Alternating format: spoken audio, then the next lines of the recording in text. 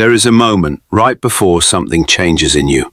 You won't find it on a calendar, no one will announce it, but you'll feel it.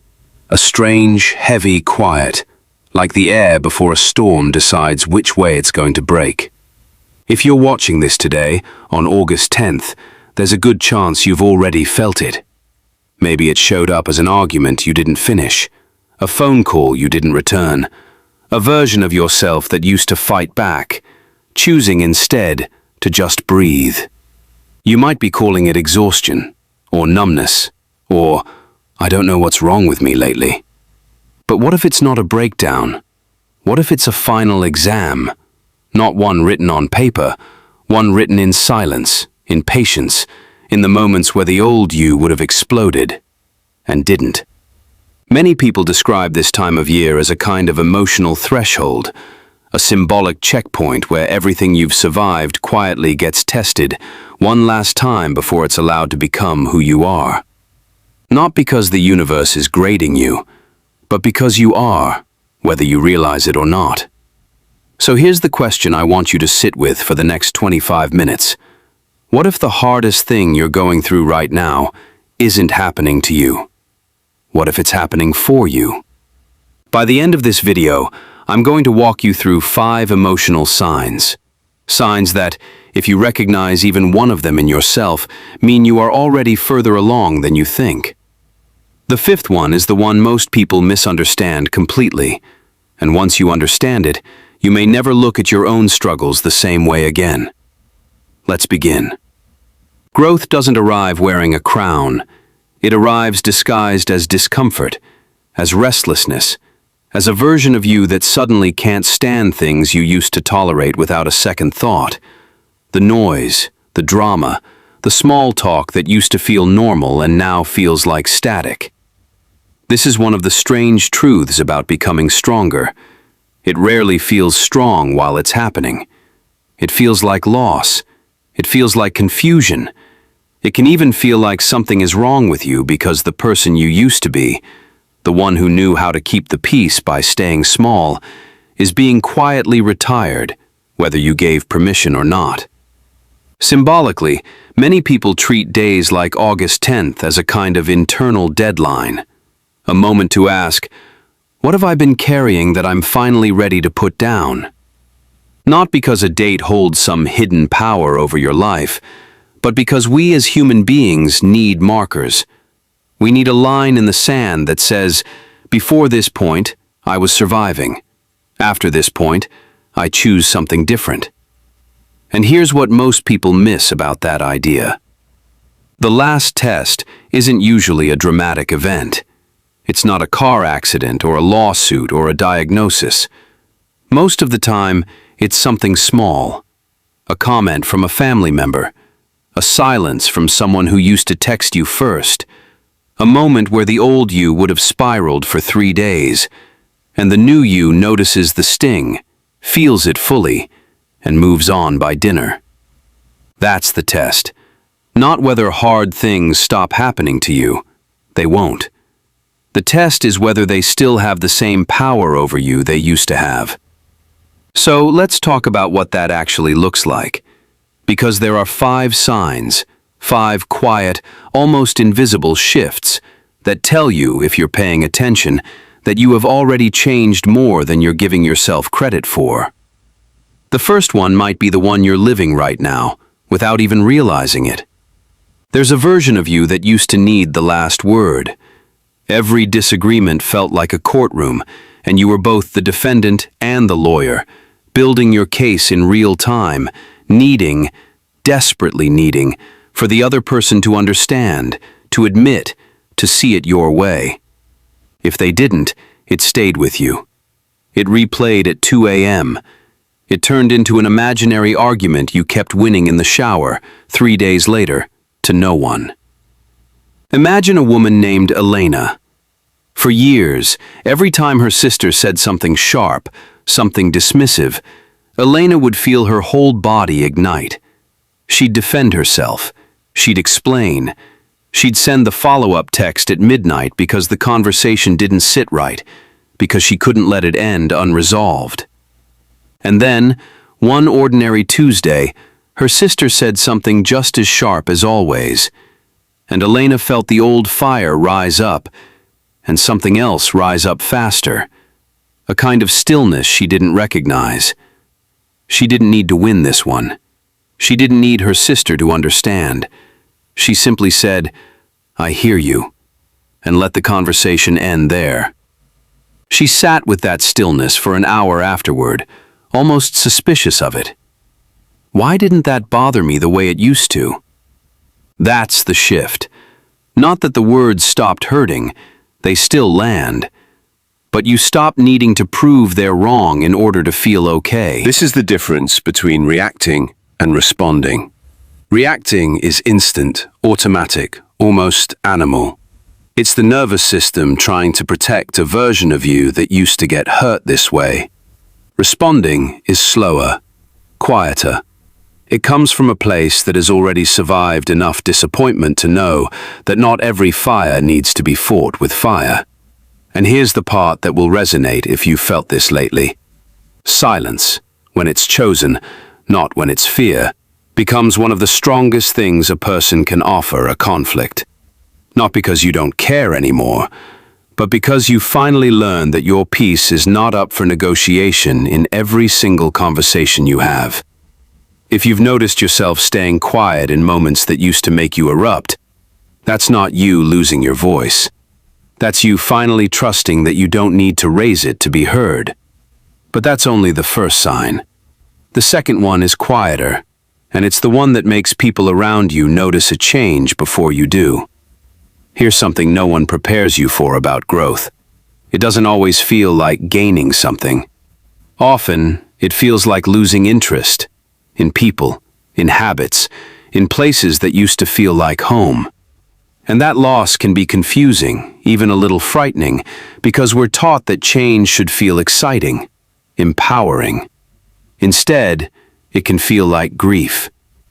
You might notice you no longer want to attend certain gatherings, that the group chat that used to bring you joy now feels like noise, that a friendship built entirely on complaining about the same problems year after year suddenly feels heavier than it's worth.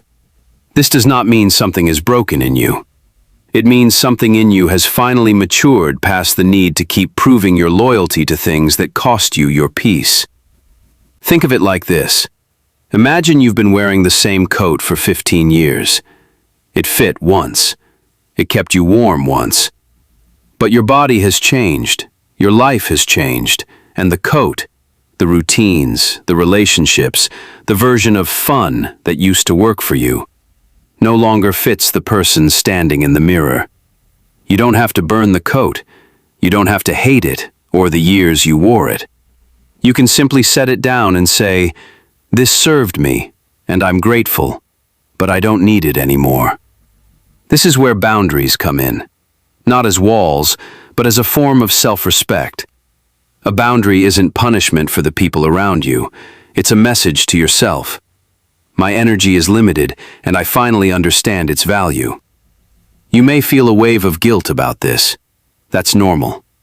Guilt often shows up right at the moment we start protecting our peace, because for years, being available to everyone, at any cost to yourself, was mistaken for being a good person.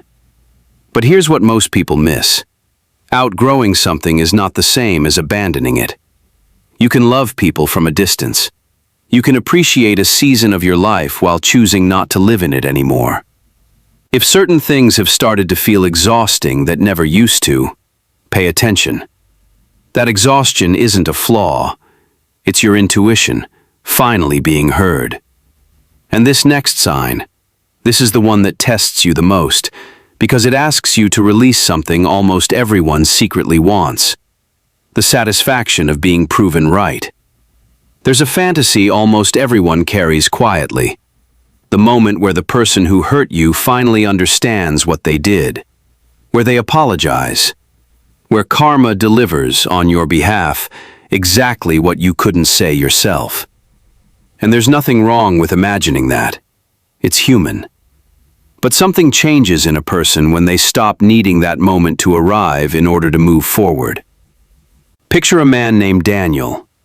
For 2 years after his business partner betrayed him, walked away with clients, with credibility, with the story rewritten in his favor, Daniel imagined the reckoning. The day it would all come out, the apology he was owed. It never came. And for a long time, that silence felt like injustice, like the universe had simply forgotten to settle the score. Then, slowly, something shifted. Daniel realized he wasn't actually waiting for his former partner to apologize anymore. He was waiting for permission to let it go, and he'd been the one withholding it all along. He didn't forgive his partner because what happened was okay. It wasn't. He forgave because carrying it had become heavier than releasing it. This is the part people confuse. Letting go is not the same as pretending nothing happened. It is not excusing harmful behavior, and it is not required to happen on anyone else's timeline but your own, if it happens at all. Some situations only need distance, not forgiveness. Both are valid. But when it does happen, when you finally feel that grip loosen, you'll notice something strange. You don't feel weaker for walking away without a confrontation. You feel lighter. Because real emotional strength is rarely loud. It doesn't need witnesses. It doesn't need the other person to watch you win. And this is where something quietly powerful reveals itself. Peace, real peace, can become more valuable to you than being understood. You stop needing them to see your side. You just need your own 2 feet to keep walking forward. If you've ever released a grudge and felt lighter instead of guilty, that wasn't weakness. That was you outgrowing the need for revenge to feel resolved. Before we go to sign number 4, the one that changes how you make every decision from here forward, I want to ask you something. If any of these signs are resonating with you so far, type this in the comments. I choose the stronger version of me. Not because a comment changes your life, but because naming something out loud in writing where others can see it has a way of making it real, of turning a quiet, private shift into a commitment. So if you're feeling it, say it. Let it be witnessed. Now, sign number 4. This is the one that determines whether everything else actually sticks. For most of our lives, we're trained to look outward for confirmation. Did I do that right? Do they approve? Would this decision make sense to my parents, my friends, my co-workers, the version of society that seems to be watching, even when it isn't? That constant checking, it doesn't just cost you time, it costs you certainty. Because every time you outsource the question, is this right for me, to someone else's opinion, you weaken the muscle that's supposed to answer it, your own judgment. Think about a woman named Priya, who spent 3 years afraid to leave a stable but soul-crushing job because everyone around her called it such a good opportunity. She wasn't afraid of unemployment. She was afraid of disappointing people who weren't even living her life. The turning point wasn't a bold, cinematic leap. It was smaller than that. It was the day she asked herself a different question. Not, what will they think? But, what do I know, deep down, is right for me?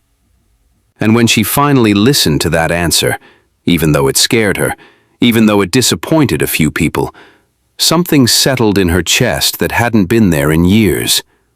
This is what self-trust actually feels like. It's not loud confidence. It's not certainty about the outcome. It's simply knowing that whatever happens, you'll be able to handle it, because you finally believe your own judgment is worth listening to. This shows up everywhere. In relationships, when you stop needing someone else to confirm that your boundary was reasonable. In careers, when you stop needing a title or a paycheck to validate that you made the right move. In the small daily decisions, when you stop asking 10 people for their opinion on something only you have to live with. Here's what most people miss about this sign. Self-trust isn't built in moments of success. It's built in moments where you made a decision, it didn't go perfectly, and you still didn't abandon yourself afterward. That's when trust is actually earned. Not when things go right, but when you stay loyal to yourself even when they don't. If you've noticed yourself needing fewer opinions before making a decision that only affects your own life, that's not arrogance. That's the sound of your own voice, finally getting louder than the noise around you.